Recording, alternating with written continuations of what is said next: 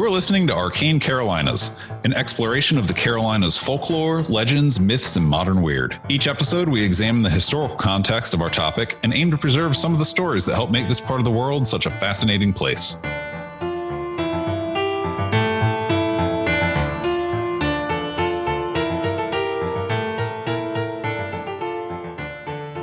Hello and welcome to the most special episode of Arcane Carolinas to date. You like the qualifier? So far, of all the episodes we've recorded thus far, this is the latest. Yes. I'm your co-host, Charlie Mushaw. I am your other co-host, multi-award-winning novelist, Michael G. Williams. Happy Halloween and welcome to the 100th episode of Arcane Carolinas. Yes, thank you for being here and for listening and for, supporting us enough that we made it to 100. It's a lot. It is. It's kind of wild. I remember when we started recording and I had a numbering system for episodes that was long enough to allow for the possibility of 100,000 episodes. I remember that also. Being like, Michael, I don't know that it needs to be quite that long. I'm planning to do this for the next 3,000 years. But I remember at the time thinking, I wonder if we'll ever make it to 100. Yeah. I never thought that we wouldn't or that we couldn't. I never thought that we couldn't. Yeah. But it never really crossed my mind that we would. Yeah. Yeah, totally. Like, I always knew that there was enough material. I mean, there's enough material that we could do another 100, really. Yeah, we might have that many in our bucket of ideas.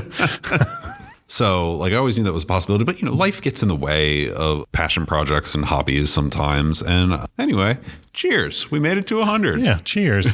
I don't actually have a beverage, but, cheers. I have 2 closed cans of Diet Dr. Pepper. So, I don't know. We're living large. Salutations. 100th episode.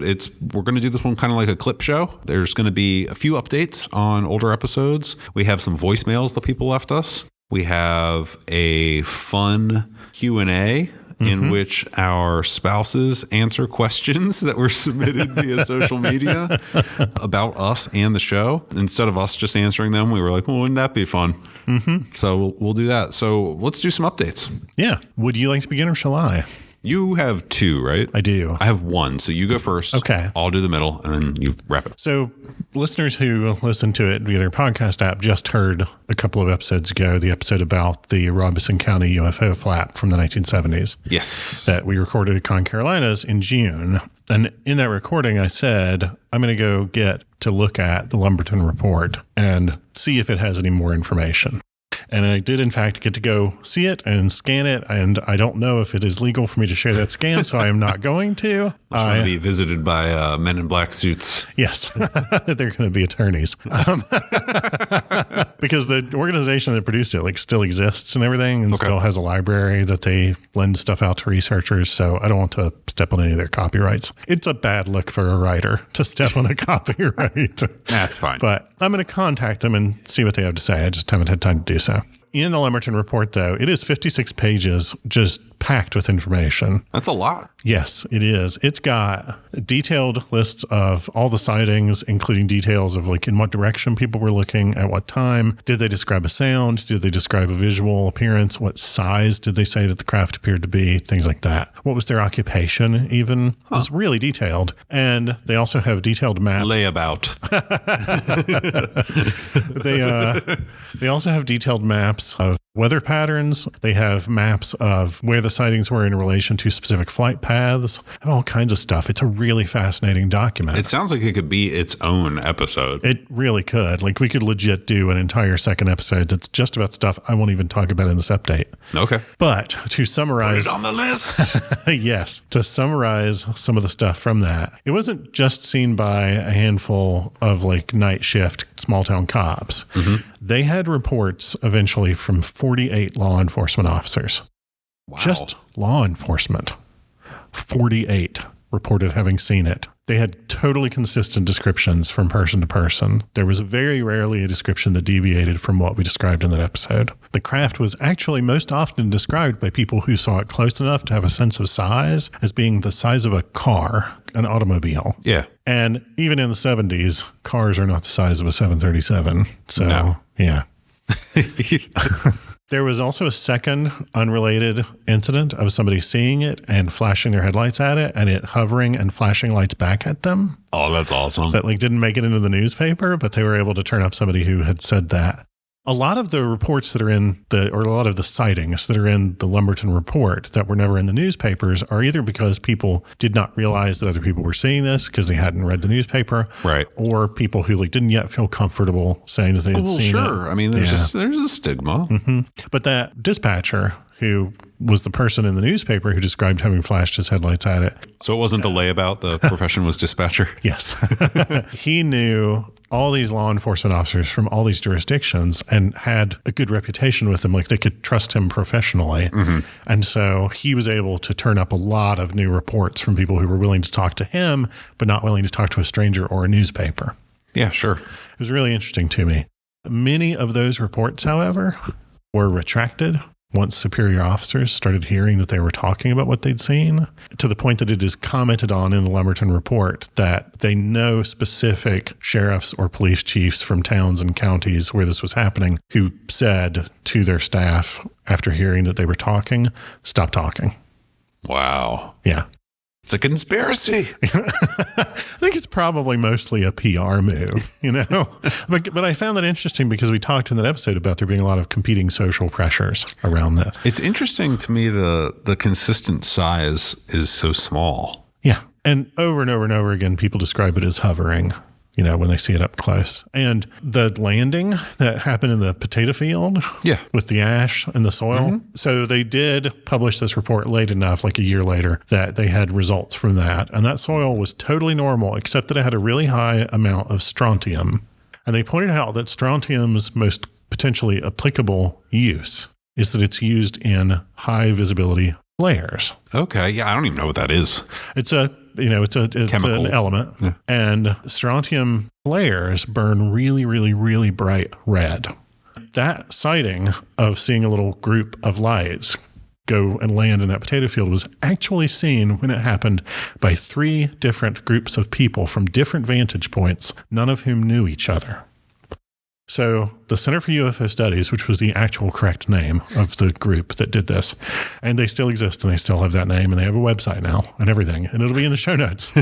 But they were able to confirm, based on the reports provided by these 3 totally disparate groups of people, total consistency in terms of flight path, behavior described, lights seen, everything. These are completely consistent reports. And one person who saw them very close up because they passed over her car in the process of landing said they were red, quivering lights. Weird. As though it were flares attached to something. You know, but they're like, it's the 70s. They don't have drones, you know? Right. So they talk in the report a lot about like what they're describing sounds as if it's flares attached to a structure or lights on a structure. And those lights are using strontium somehow, but they can't figure out what it would have been because nobody actually saw a structure. Weird. It's really fascinating. And otherwise, the soil that had the ash in it was totally normal. And apparently the potatoes that grew in it were totally normal also. So I hope that things turned out well for the people who ate those potatoes. There is also outside of Lumberton, apparently at the time, there was a knitting plant, you know, a plant that like produces fabric. Yeah. And it had a security guard who worked a night shift and he had repeated sightings. The craft, according to him, kept coming back to that plant. The plant was a large building and it was surrounded by 30 floodlights for security purposes, all controlled from one switch. Got to protect that yarn. Got to protect that yarn. And all the lights were controlled by one switch. And he described that you can't turn on some of the lights. You can only like turn on all of them or none of them. But at one point he saw the craft approach from over the horizon and it flew up to the plant and hovered near the plant, like feet away from the corner of the building. And 5 of the 30 lights went out. Oh, weird. At the same time, he described part of their security system for this plant was a network of microphones. There were high sensitivity microphones attached to the building. Are we sure this was actually a knitting related plant? I don't know. Let's just say yes and hope that nobody in Fayetteville feels the urge to engage professional means to correct us. Okay. But he said that the purpose of those microphones was so that he could be in this like security guard hut on the property and be able to hear what was happening all around this large building at any given time. And if something was picked up on the microphones, he would get an indicator of where it was happening. That's pretty cool. He said that when the craft would hover near the building, he heard nothing. It was totally silent. At most, he occasionally heard an electrical hum.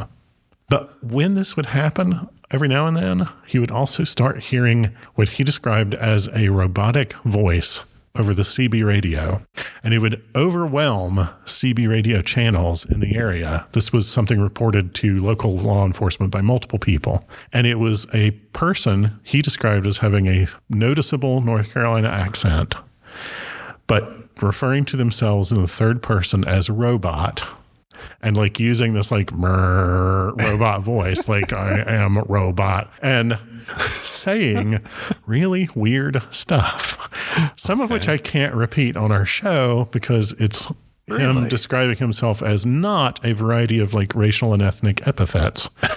And it's a really surreal, weird thing, the transcripts from it. He even recorded some of it on a tape as he was driving home one morning from his shift, and it started happening so that they had audio tape of this playing. Nobody ever figured out what it was. The Center for UFO Studies was like, this is probably a prankster, except that it overwhelms CB channels. But I think that that means that it was probably a prankster at what is now Fort Liberty, because there's no way they don't have the ability to do things like that. Right. And that they were just like messing with people after hearing about these reports. I don't know. That's my theory, that somebody was just messing with people. But it's such a surreal, like, zone of weird thing. Yeah, to tack that on to the other. Yeah. Yeah. So it was really interesting. I found that really fascinating. And the last update I have for it, it turns out Piedmont Airlines did have a 737. They were actually making test flights regularly at this time with the 737. It wasn't, I'm guessing, one that they had purchased yet, but the tests were radar tests. And that doesn't mean that they would fly low. That means they were flying pretty high up. Right. And all of their flights were accounted for. Can't fly under the radar to test the radar. Right. All of their flights were accounted for. Piedmont Airlines was like, yeah, no, we were flying this plane, but nothing that you're describing is what we were doing. And they were very clear that, especially the behaviors of like the plane or the craft being very low to the ground, like 100 feet, 200 feet. They were like, we can't do that with a jet. We would never do that with a jet. So that kind of got that tossed out. And one of the maps in the report is actually a map of that flight path compared to where sightings were. And they account in the report for the directions people were looking at the times that they saw stuff. It's very thorough. It is. And they said, you know, there are a couple of times where it's possible that somebody was like looking at that jet and they didn't really know what they were looking at. But overwhelmingly, the reports that Center for UFO Studies received were able to confirm that could not have been that 737. Rule it out. Yeah. They also do say that there are a couple of times where they think that probably somebody was looking at Venus through binoculars and they didn't know what they were looking at. Okay. And there is at least one report that they note the person described a set of events to one researcher, and then when they got asked about it a second time by somebody else, they reversed the order of all the events. And so they were like, we don't really count that one. That's the layabout. Yeah. That was actually a preacher. But everybody else, they're like, we just got all these consistent reports. They all agree with each other. They agree with themselves when they're asked multiple times. There's not really anything to do but assume that these people are telling the truth. Wild. Well, I'm really glad you got a copy of it. Yeah, it was really fascinating reading. I want to read it. Yeah. I will ask them if it's okay for me to make it available to people, but we'll see. I don't know. And that is my update for the Lumberton Report. It was really fascinating reading. I'm really glad I went and looked at it. That is a good one. So my update is for the Dunhill Hotel. Yes. Yes. So the skeleton that they found in the elevator shaft in the 80s during renovations, who people largely attribute the ghost Dusty to being tied to that person, possibly, has been identified. All right. So in 2022, those remains that were sitting around unidentified in a box, along with some other remains, were sent to Raleigh for forensic DNA anthropological analysis. Okay. Yeah. They decided to see if they could pull DNA from the bones, and they did. And then they sent that to what we'll describe as a commercial genealogy service. Okay. That cooperates with law enforcement. Okay. Yeah. They don't name which one. They said, not all of them let us do it, is the quote. I would bet. Yeah. Here's the quote. We take DNA from an unknown person and we submit it into a consumer database. Only a couple allow us to do it. They're a Jane or a John Doe, and we build a family tree around that person. And he was identified as Oliver Doc Mundy. Oh, okay. That's his name. Yeah. Oliver Doc Mundy. Like Doc was his nickname. I think it was his middle name. Oh, okay. Right? They called him OD. DOC. Yeah. Okay. He was a World War II veteran, decorated. Later in life, wound up living on the street. His niece is the person that they notified because she's like the only surviving relative that they could identify. Yeah. And she had stories from her dad. So, and was like, he was a good uncle. And later in life, her dad always wondered what happened to him and was worried about him. So they're going to intern his remains with his brother. Wow. That's really actually very touching. Yeah. So That's wild. the skeleton has been identified. I imagine the reason why I said I would imagine so about them not wanting to disclose which commercial service is, there are probably commercial services that are like, this is buried in the, no pun intended. Okay. This is, I'm going to say that differently. This is, although I'll leave it in for Glenn. But this is tucked into their privacy policy somewhere, that there's a possibility that that a given person who uploads their DNA or sends them their DNA sample might end up having their DNA matched to someone in the course of a criminal investigation or forensic investigation. And they're like, we don't really advertise that because it sounds like saying anybody can come and match stuff with your DNA. Right. But really all it's doing is allowing a deceased person to be matched to a family. Right. So pretty cool stuff. That's wild. I mean, that's 40 years, right?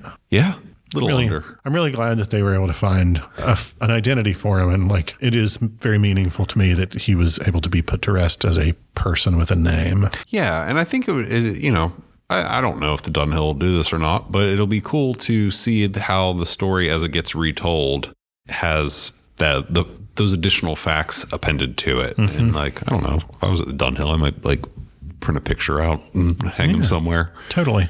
I also, perhaps morbidly, am very curious now as to whether haunting reportings will decrease. That is something that I thought of too. Yeah. I mean, there's a lot of other stuff that could contribute to hauntings at that location. Oh, yeah. We covered that in the episode, but that was a big one. That's a big that was one of the unreasonable ghosts. That was one of the big reasons why we were like, yeah, that's a very reasonable ghost. So reasonable. Very sensible spirit. Sensible spirits. That was awesome. And you've got one more update, right? One quick one. Okay. Oh, it won't make any sense to people because we haven't released that episode yet because it's from the Arcana episode. Okay, well, here, a little special bonus for the people who were at Arcana. There you go. I have heard now from some of the other alumni of the same institution that I talked about, North Carolina School of Science and Math, that there were people who, as students there, in at least the early 90s and maybe since then as well, were pretty convinced that their dorm had been the maternity ward because at night they hear babies crying. Oh, that's horrifying. Isn't it? I don't like that. I love that. Ugh. No, thank you. Well, that's a good update, though. Yeah. Those are the updates. We're going to get to the other segments. But before we do that, retrospectively, of all the episodes that we've done, we get asked a lot, like, what's your favorite type of episode? And I think we both kind of know the answer to that. But as far as all the episodes and the discoveries or work that we put in, what do you like the best? Like, what's your favorite, or what sticks out to you as the most notable in what we've worked on? The most satisfying moment that I've had. You are so much more articulate than I am. That's exactly what I was trying to say. I am a novelist. I mean, I was talking to a coworker the other day who said it sometimes stresses me out when we're talking over IM because I'll see the little dots that say that you're typing and then they'll stop.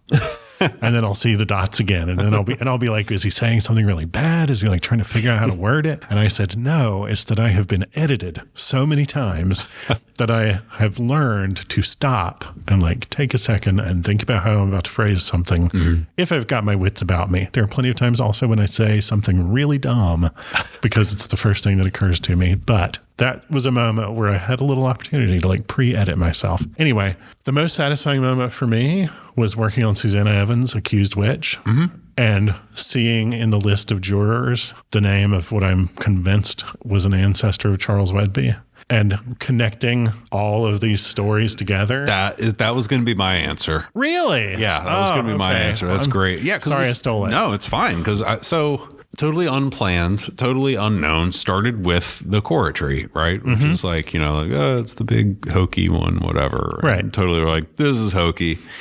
Then actually going to the Outer Banks and kicking around and doing the whole like chasing Wedby thing and being like, well, let me just look around and finding the connection to where the name Cora came from and where not the real estate websites tree, but the other tree.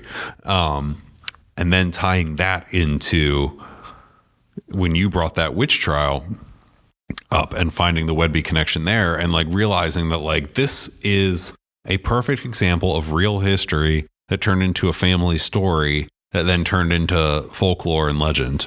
Yeah. And like you can see the timeline from when the history occurred to when it got published in a collection of folklore and why even. And you can dissect why the details got changed and amended. And as you like to put it, embroidery got put on. Yeah. That for me was huge. Looking back over 100 episodes of like, that's really cool because we didn't plan that. And I have no idea where they are. I mean, the original Choratry episode is pretty early. It is. It's very early. Another really satisfying moment for me was The Devil and Hezekiah Jones and realizing that you could find as much detail about these people, about the candidates for who was Hezekiah Jones as you did. Yeah. I think that was the first time that for me, I was like, oh, these stories are going to connect to actual people. Right. It's kind of Purgatory Mountain for me. Purgatory Mountain. That's another great example. The Hunter, where I was like, this is going to be a bunch of bunk. And then like, oh, no, there's a lot to this. Yeah. Like, no, that guy was real and he existed and he did this and he did that. And this is where he's buried and fascinating. Mako Light was another one. Yeah, Mako Light was a good one. Being like, oh, this is connected directly to real history. This is the way that real history has been preserved in folklore. It is so fascinating to me to look across the span of time and be able to step back and say, this is how the quilt of folklore was made out of patchwork of history. But also ghosts. Also ghosts.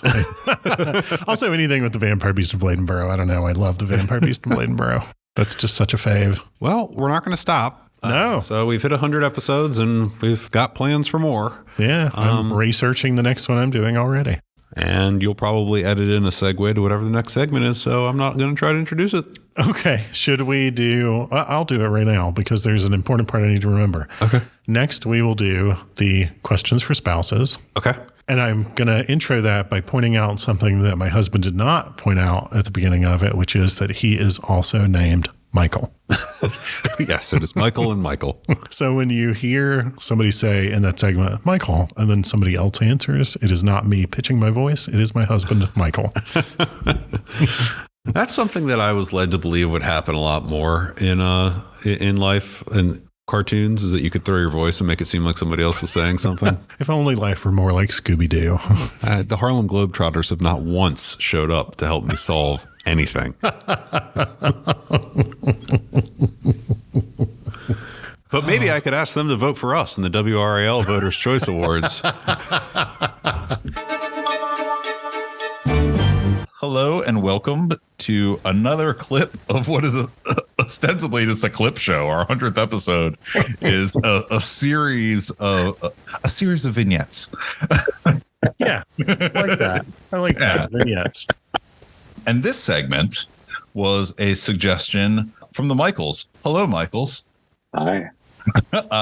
We are going to, well, I'm not going to do anything other than read questions that people sent in for our spouses to answer, because one of the parts of doing this show that doesn't get as much credit as probably deserves. We try to mention them, but Michael and I were talking that, like, we couldn't do this without the support of our spouses, right? Because it takes time away from other things that we could be doing.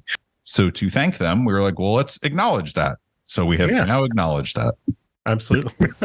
Welcome. Well, then we'll go. Segment ended. There you go. In Soviet Russia.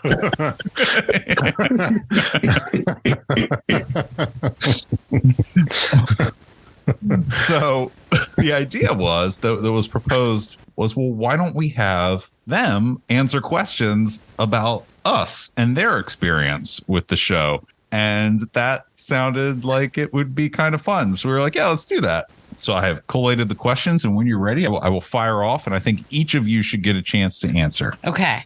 Sounds great. And introduce yourself at the first one. Okay. All right. I wish I had been given a buzzer. Honestly. I wish I had like very large, like light blue colored cards to read from, like a late night show. I could, like, Yeah. Well, all right. So the first question. the 200th episode. There we go. Then we'll do video. People are always like, when are you going to do video? If we get to 200, we'll do video. So the first question. These are just straight quotes copied and pasted.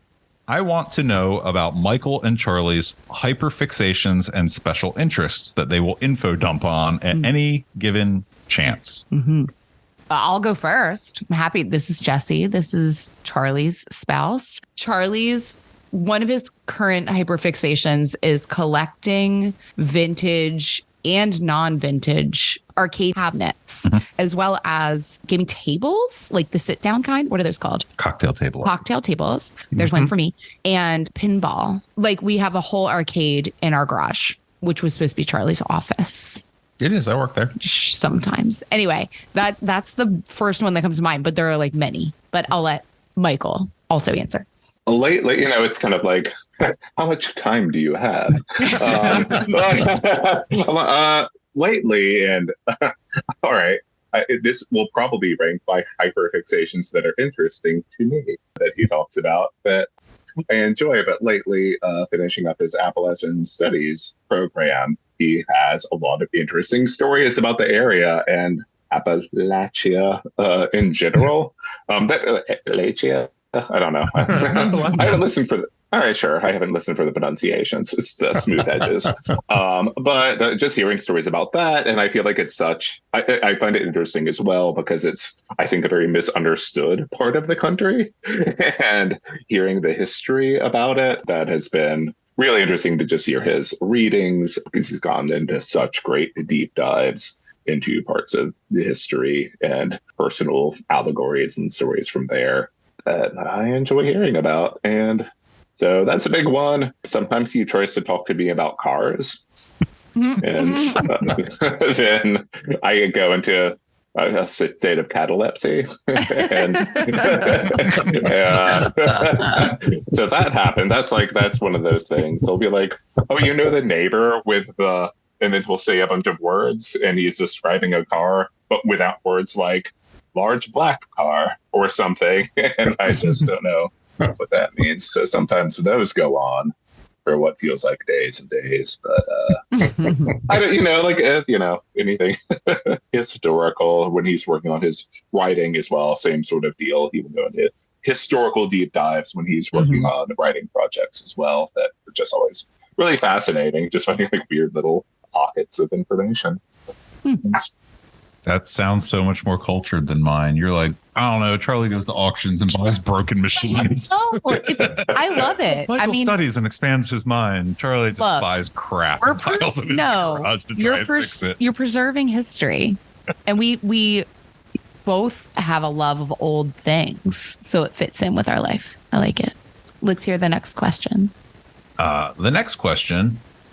What cryptids do Michael and Charlie actually believe in? And then a follow-up, what are they afraid of? Good thing about that one. Michael, you have to go first. I would like to say that the cryptid that Michael most believes in is me. I have no follow-up. That was too good of an answer.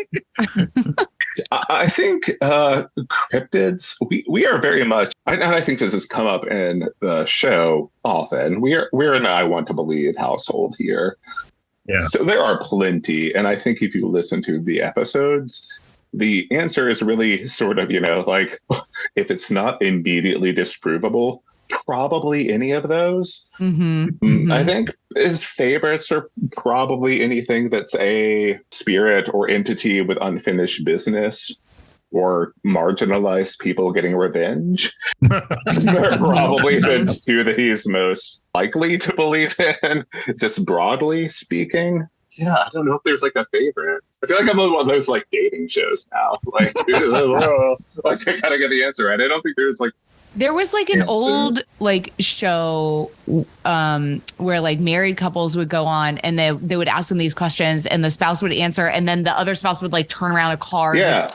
Right? That's what I'm thinking of. And unless we were doing that, yeah, so fun. Unless you are sponsored by Broyhill and are going to provide me with a, kitchen set or catamaran, like I'm not going to try to stress myself out trying to answer that sort of question. I think he believes in those, but for what he's most afraid of, like that feels very personal. But I will say, based on movies that he refuses to watch with me, his biggest fears are being put in a saw trap or getting human centipeded. So as a respectful partner, I refrained from doing either of those things to him. That's that is so loving. Because I'm a supportive. Yeah, I try to be, super supportive. It wanes and waxes and whatnot, but I do my best. Other Michael, was that fairly accurate? Oh, that was entirely accurate. If we were on that game show, then my card would have been basically word for word. Amazing. Spirits with unfinished business, indigenous people getting revenge. Don't put me in a saw trap. Don't human centipede me. Fair. Yeah. I don't know if I'm going to get mine so spot on, to be honest. Probably not. But Charlie will tell us that I'm wrong. But here's my guess. And I think that my answer is more like, what does Charlie want to believe in versus like, what does he actually believe in? I think that Charlie wants to believe in Bigfoot. He's nodding his head, but like unassuredly, like he's nodding his head, like half nodding. I'm stopping myself from giving you responses. So I think that you want to believe in Bigfoot. I think that it's the one that's like the most plausible. It's more feasible than many others, but you probably have like a monologue. I'm ready to uncork it. You're ready. I don't think you're afraid of Bigfoot though. Well, are aliens in there? Keep aliens out of this. Okay, so they're not in there because I think you're most scared of aliens. But if they don't count as a cryptid, I'm not afraid of them.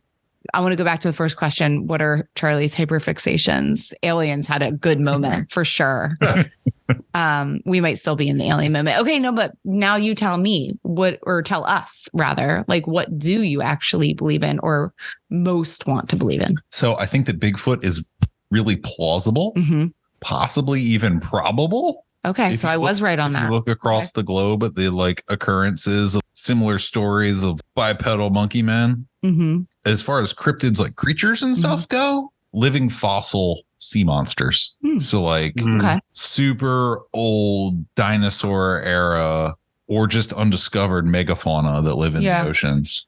Absolutely. Well, and there's good evidence for that. Are out there. But what are you most afraid of? And that question I'm imagining is tied to this. So I'm thinking, like, what cryptid? I hate the ocean. Okay, yeah. The deep sea is terrifying. Yes. I'm with you. I also hate the ocean. That's so funny. I don't meet enough people who are just like not, I'm not really scared of sharks, but yeah, I hate the ocean. I'm actually a big lover of nature and everything, but I also think that we should probably nuke the deep sea because anything that's down there is bad because it has evolved beyond our comprehension, and it's all just so scary. It's nightmare territory. Absolutely. And tying into something that you alluded to, I enjoy discussing unidentified submerged objects, not just unidentified flying objects, and especially the objects that are transmedium and go from the air into the water. No, that's terrifying. There could be weird interdimensional creatures down there. There could be aliens. You don't know because it hasn't all been explored. Maybe we need an episode on that.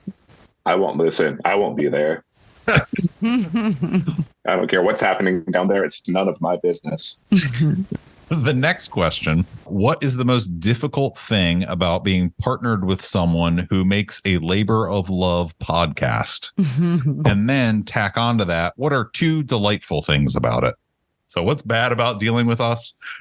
And what's good about dealing with us in relation to the podcast? I know what this is going to be.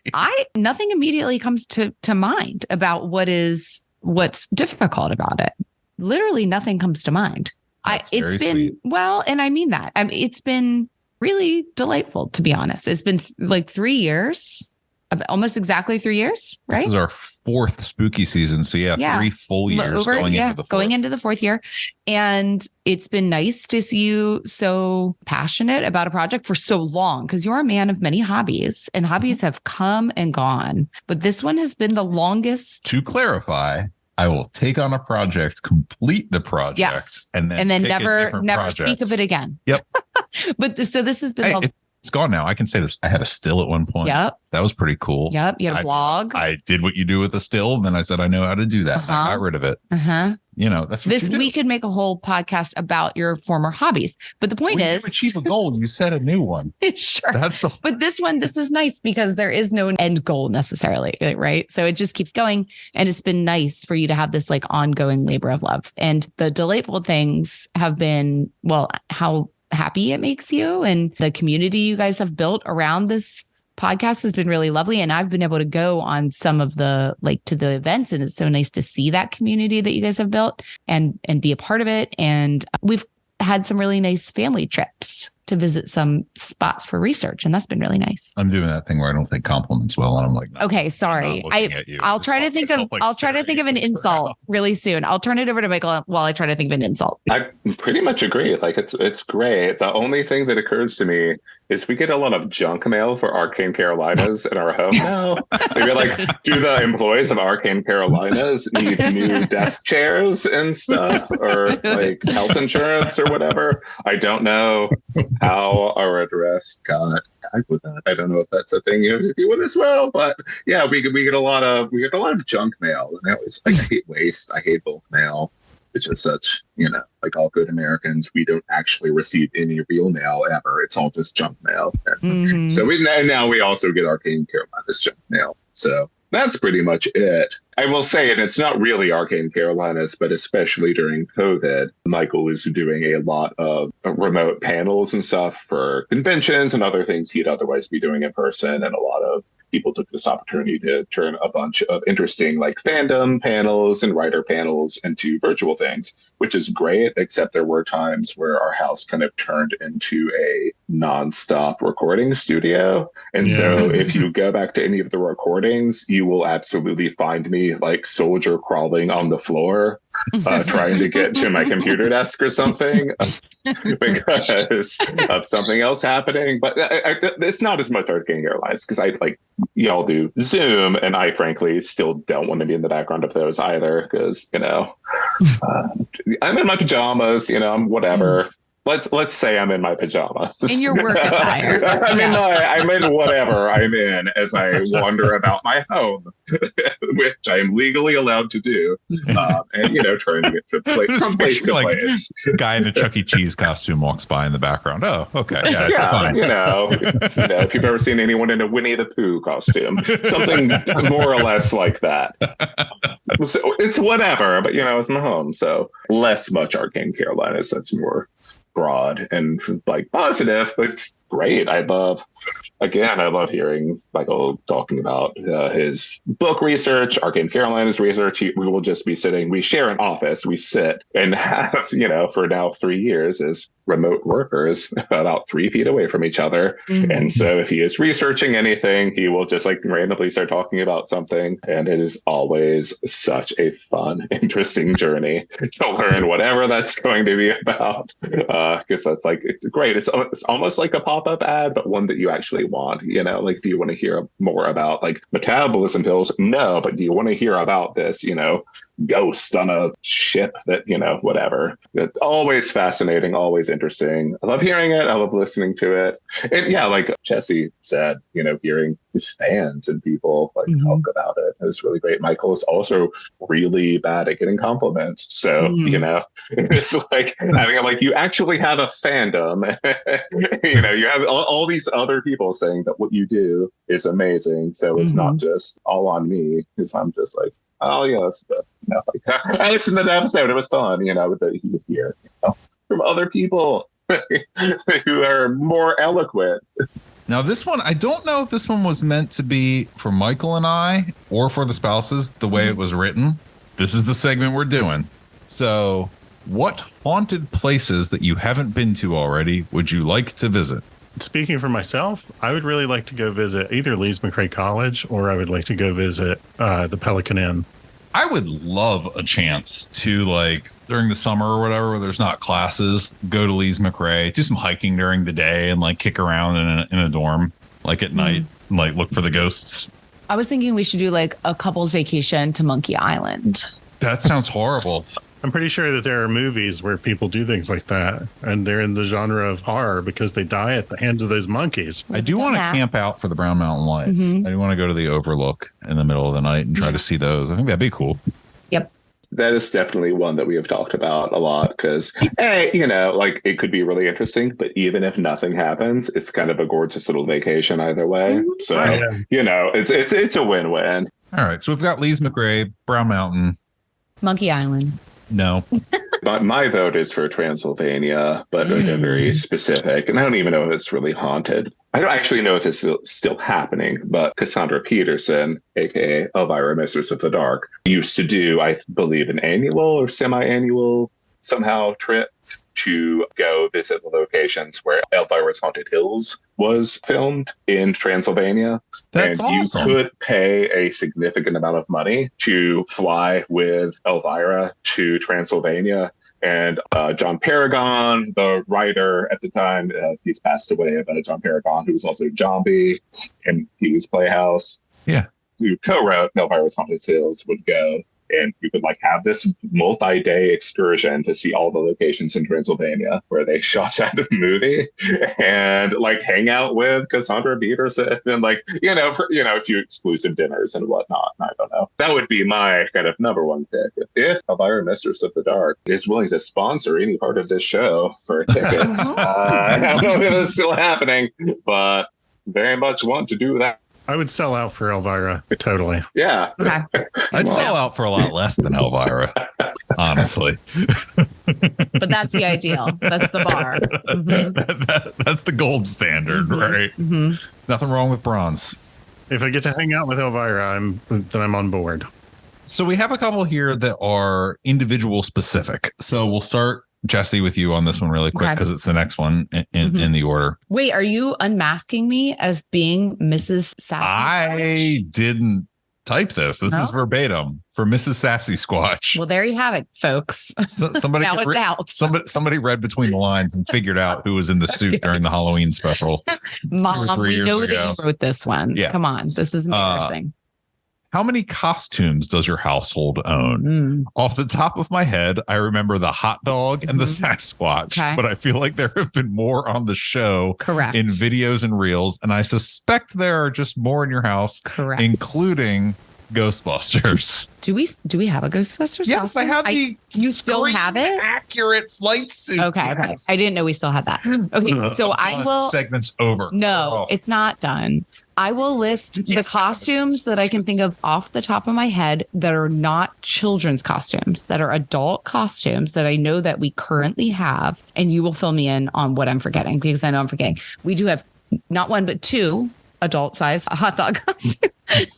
There's the purple / pink Sassy Swatch. There's the hobo ghost. The alien head. Can't forget the alien head, the blow up alien head. Sorry, that's a spoiler. Maybe. I guess there's a Ghostbuster that I forgot we still had. I have a Spider-Gwen. You have a Spider-Man somewhere. I have a skeleton. No, we have now 2 skeleton costumes. The blow up shark. That's 11. Okay. Adult. I'm sure I'm forgetting some. We have multiple boxes full of adult-sized Halloween costumes that are not only for Halloween. They come out all the time. Yeah. The kids like them. Yep. It's fun. Yeah, it's for the kids. That's right. To Michael, I feel attacked already. what do you think about Michael's quirky insistence on always introducing himself as accentuated multi-award-winning? It's all caps on the multi. Whoa. Oh, I feel like I need to lie down. What's a spicy question? Well, questioner, I think we know how you feel about it.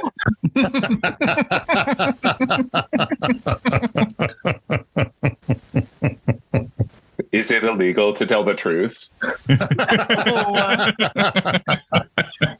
The deep dive into personal philosophy. I think we are all our own best ambassadors in terms of hyping ourselves, and also winning awards is a big deal. Totally. I would say as a creative person, I also okay, so I will absolutely tell you about awards I've won, but not now. But like when you're someone who is creating something kind of out into the void, there's a lot of people doing that just out in the world, and there are a lot of great people doing it. And the idea that peers and just other people can give you an award for being talented at what you're doing is a huge deal. So I would say, I'm not trying to be rude to the question asker, but it's a big deal that a person can win an award in a creative field that is, also probably not their full-time job. I don't think it is not included in the show lore that Charlie and Michael, this is not their full-time job, shockingly. And also Michael's writing career is not his full-time job. This is the most money-losing creative venture I have ever been a part of. Yeah, so we're here for it. It's absolutely. And so those are, creative outlets that, winning awards is kind of a huge deal. Like there's a lot out there. And also it's not like there are publicists out there. Yeah, we don't have a publicist. We don't have an agent. Yeah, absolutely. I think he should keep saying that until Netflix picks up one of those books. And then I, can have a cushier life. I don't know what your real question is about why do people say awesome things about themselves? I don't know. Michael, I would double down and say that he needs to say it more. I absolutely agree. I think he needs a card to hand out to people, Totally. just on the street. Listing the awards, I think it is great. I think him being a multi-award-winning author is a very attractive trait. And I absolutely think that he should keep saying it. So Flaunt it, other Michael.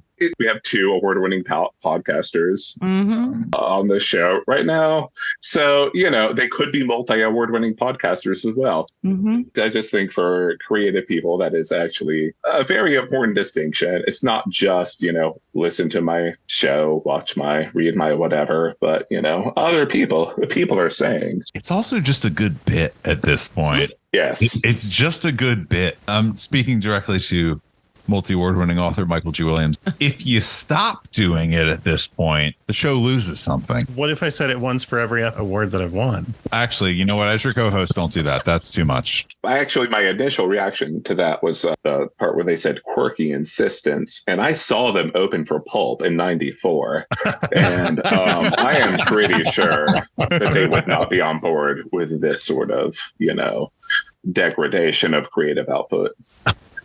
Arnold Schwarzenegger posted on social media this week, actually, and I sent it to Michael because I was encouraging him in pursuit of one of his authorial things. Arnold Schwarzenegger posted a thing about prior to the 1980s, a lot of actors in Hollywood had this attitude of like they didn't need to or want to sell. They're like, no, I don't need to sell. And his point was that he took the opposite approach and was always selling. With his bodybuilding, he was selling. With his acting, he was selling. With his writing of books, he was selling. Because if you're creating something and nobody knows about it, you might as well not have made anything. And so I was encouraging Michael, keep selling. I don't necessarily agree with you might not as well have done anything, because he was taking it from a strictly like this is Arnold and I need to sell everything point of view. But the idea that promoting yourself and getting out there is a bad thing is not good, right? So like you need to celebrate you. And so anyway, Michael keeps saying it. No one else is going to do it for you. Being humble is super overrated. I think that we need, I mean that very seriously. Hold on. You can be humble and still acknowledge your accomplishments. I think that people think of being humble as burying their accomplishments and not putting it out there. And that means being humble. No, like we should be really proud of the things that we accomplish. It's a huge deal to be recognized by peers, to win anything even close to that, to get some sort of recognition. So as a creative person, putting yourself out into the void, I think that's so important. And what you said about Arnold Schwarzenegger is so true. No one else is going to do it for you. If you are creating something, you've got to be putting it out there yourself. Unless you are already big, no one is doing that for you. So here's a little behind the scenes. I constantly send Michael Arnold Schwarzenegger gifts, like just constantly. Like everything comes back to Conan the Barbarian. Like there's always a Conan gif to like express how I'm feeling, or like a Terminator or a kindergarten cop.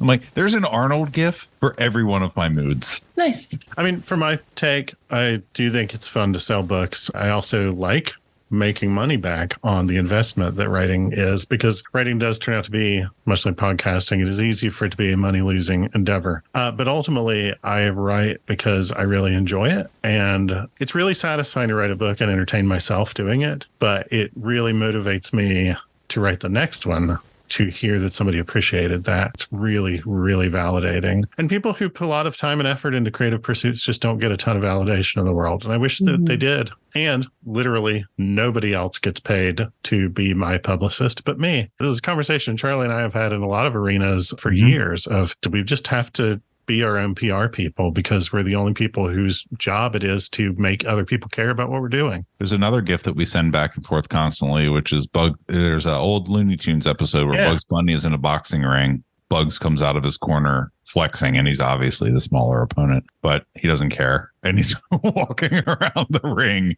flexing. And Michael and I will send each other that Bugs Bunny gift to give each other encouragement in the face of daunting circumstances. For the spouses, what are your thoughts and beliefs on the paranormal in comparison to Charlie and Michael? Jesse, how do you differ from me? Michael, how do you differ from Michael? I think that I'm more like my instinct, my baseline is to believe. And I don't know that that's yours, Charlie. I think that your baseline is to question and look for the facts and the evidence. And I more so look for the facts and the evidence as like, oh, cool, awesome. Like in addition to the fact that I just automatically believe unless like there's really compelling evidence to the contrary. Yeah, I'd say that's accurate. Yeah. I try to disprove everything first. I really want to believe, but I want to disprove everything first. I'm open to the unexplained. I believe that there are things that we can't explain. I believe, I know there are things that we don't understand and can't explain, like in my core, but I don't want that to be everything. So when I see something that looks like it might be a little bit suspect, I do attack it. And I just go with it. I'm like, yeah, that's probably legit. Right. Yep. Yep. That's us. The answer. Yep. I don't think we actually differ that much. Frankly, we were both, I think, raised in different versions of very spooky faith-based religions. So I think we were both primed in very different ways to believe some really cool and weird stuff that we generally do. So I'm more open, I think, to conspiracy theories. But mostly they're the conspiracy theories that I have made up on a day-to-day basis. So I do think I probably have more of a wide-reaching belief system that just makes the days funnier as time goes on. Generally speaking, in terms of like general conventions of the stories and beliefs that are out there, I think we're pretty much on the same page. Yeah. The next question kind of piggybacks on this, which is good. And I think we can even skip the first question with just a hard yes and then jump to the second part. The first part of the question is, spouses, are you believers supernatural beings? The second part of that question is, what are some of your favorite stories that you've heard through the show? I mean, the first question, like, just yes, like I am. And if you've been listening to all of the episodes and really been following along, you've heard me talk about my experience in my youth of like a very personal experience with the supernatural. And there were earlier experiences as well. And there are ongoing experiences, which I don't always bring up all the time. Stop. Oh, are you going to talk about this now? We're going to do this now on recording? I'm just going to leave it there. In front of people. Vague. Just leave that sitting there. Well, I'm going to put it out there. Apologies to my mother. Jesse goes the other day. She's like, felt like somebody's hand was on the blanket the other day. Sometimes it feels like somebody's sitting on the bed. And then I realize I'm the only one in the bed. You know, things like this happen. Not infrequently. Any hoot. Favorite stories. I mean, I love them all so much. I love the Boo Daddy so much. So Boo Daddy is one of my favorites. But now but it also like relates to our house because like I heard that story like after we had painted the underside of the awning yellow, whatever color it is, and it was blue before. And I had no idea what the significance of that was. And I'm like, dang it, Charlie. Why didn't you tell me about that? I don't know. Yeah. I really like all of them, to be honest. I love ghost stories a lot. Ghosts are my favorite. Michael, what about you? This is a stray thought, but I was thinking the other day, like, what if y'all did some sort of fundraiser for a cause, pick a cause, but, you know, like the top tier is Charlie getting Boo Daddy tattooed on his neck and like a great, I could talk like into that. Gothic font.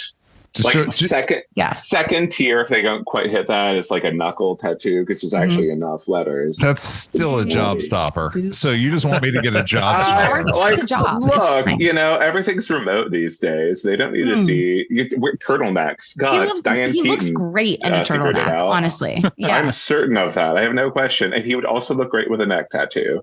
Charlie's got some ink. And this is no judgment. You are the sort of person who would look amazing with a neck tattoo. I mean, that is a sincere compliment. Thank you. There you go. Really would.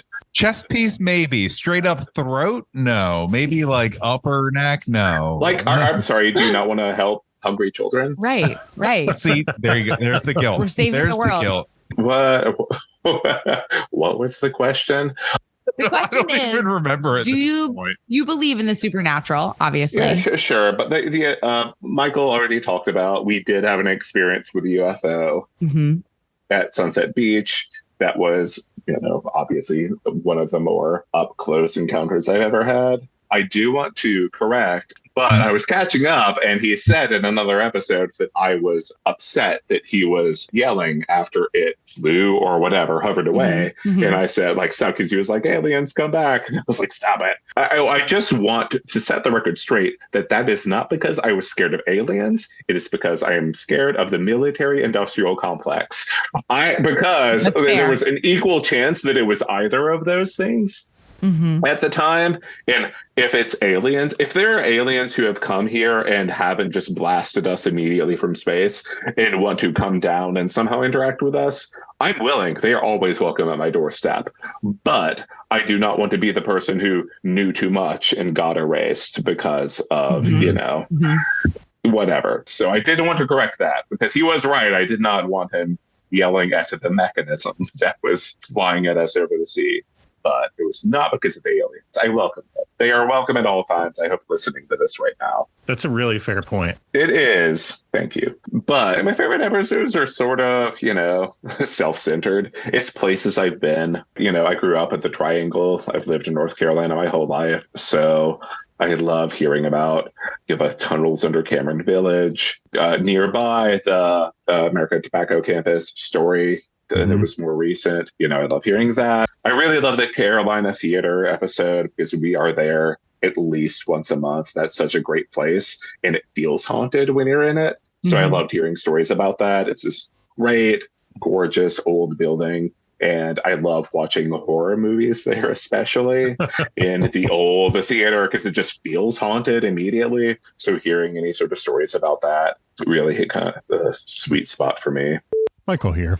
My husband, Michael, asked me to record this little drop-in addendum to his favorite episodes because it's really important to mention, and I agree. Michael's favorite episodes are also any that include Tally Johnson, who really is just one of the kindest, funniest people I've ever met through this or anything else.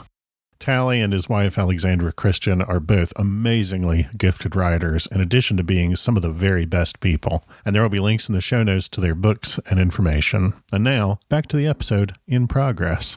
I did forget about the blob. I love the blob. So that question actually answered the next question. So that sort of brings us to the end. The final question was one of those ones that was worded in such a way that I wasn't 100% sure if it was for us or them. It was, have you experienced anything weird and what stands out about you? And I think the UFO experience, and then you've obviously, Jesse, been on some episodes talking about your, what I believe is a poltergeist experience. So yeah, I think we're done. Cool.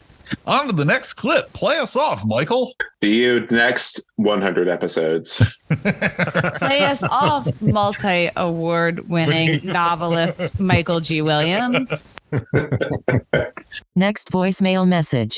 Hey, Charlie and Michael, and very infrequently Jesse. This is Joe. Really love what you guys are doing. I've listened to every episode.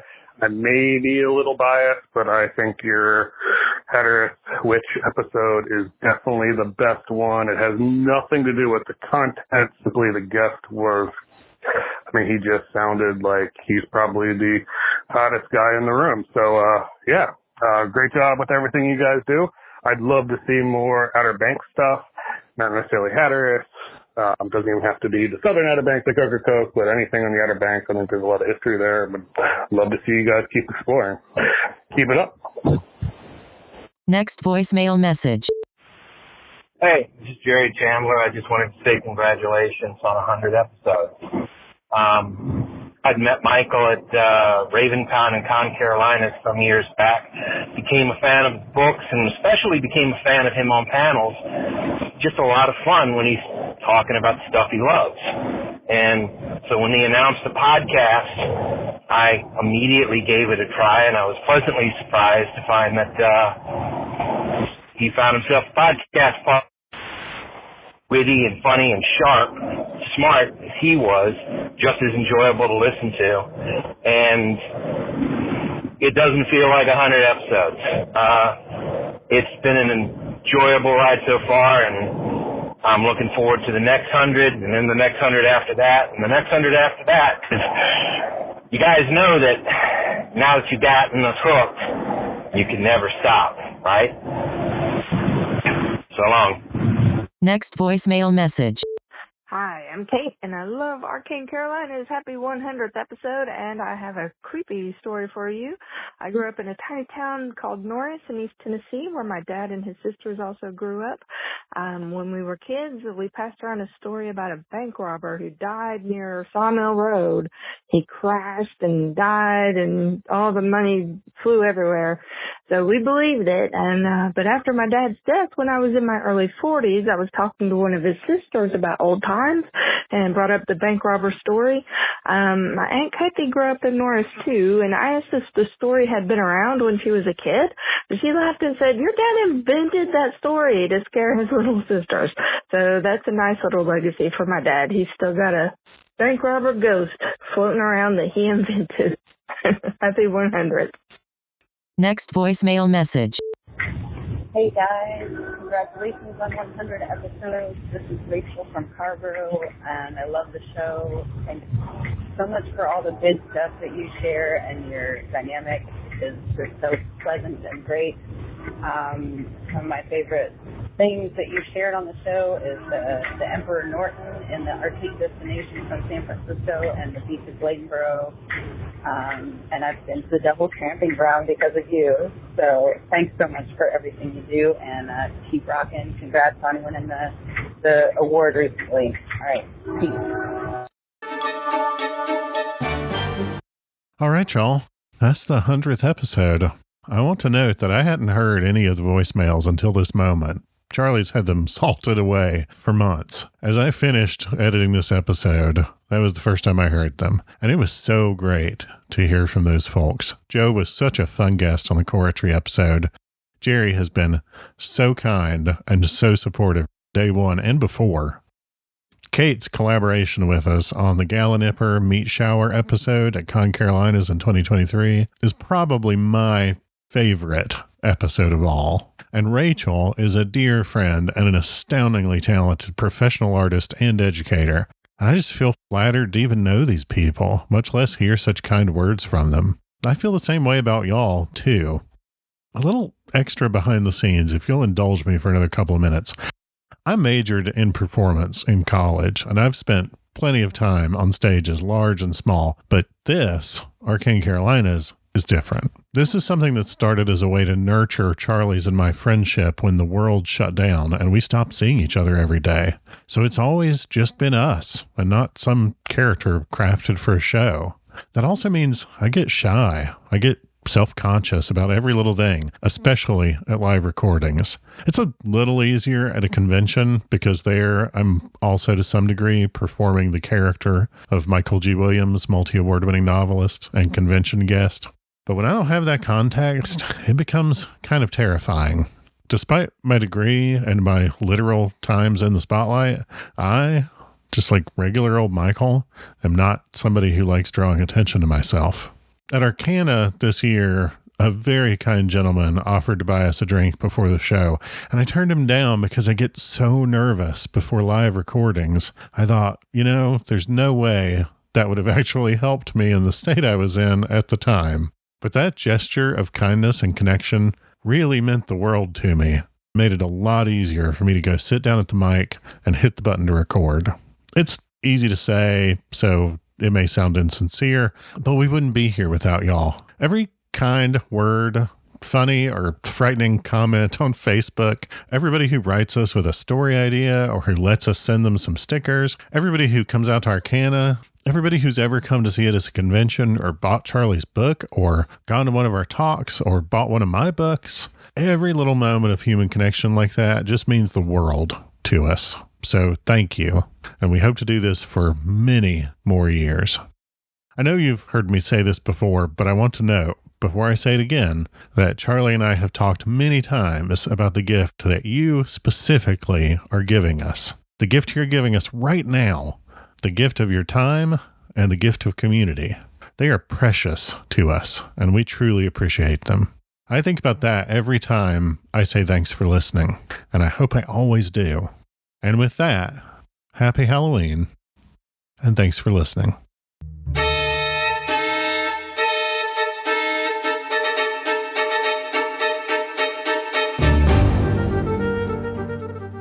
You've been listening to Arcane Carolinas. Thank you for listening. We hope you enjoyed it.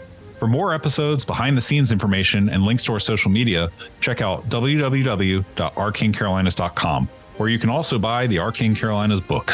And if you like award-winning horror and science fiction, check out my books at michaelgwilliamsbooks.com or visit my publisher, Falstaff Books, at falstaffbooks.com. And if you have story suggestions, comments, or questions, email us at arcanecarolinas@gmail.com. And thanks for listening.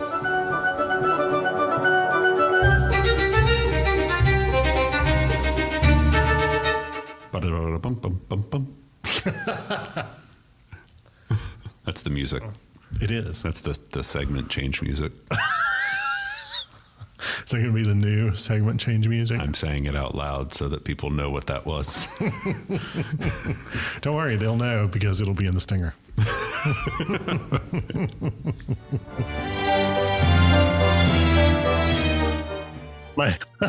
It's not the first time somebody said that to me on a webcam.